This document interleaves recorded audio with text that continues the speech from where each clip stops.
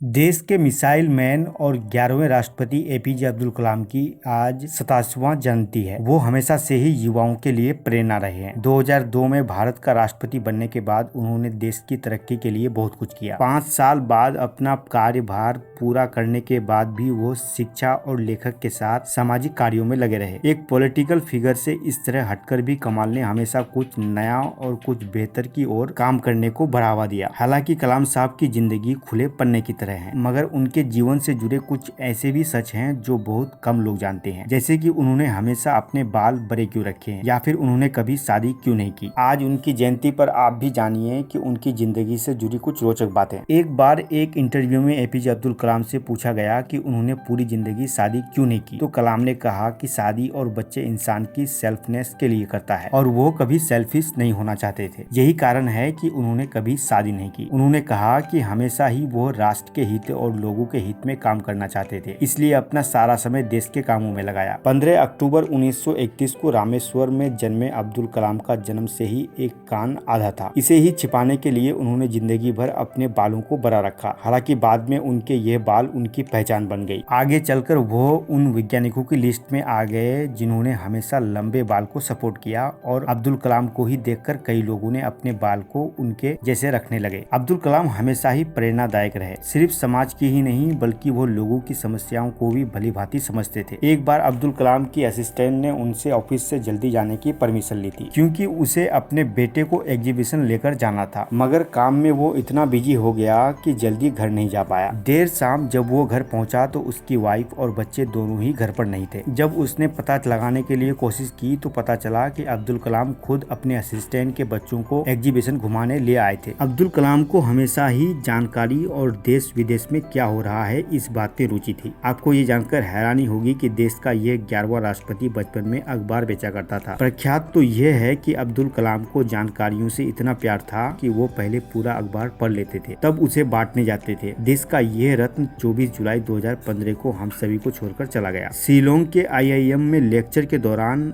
आए heart attack से अब्दुल कलाम का निधन हो गया।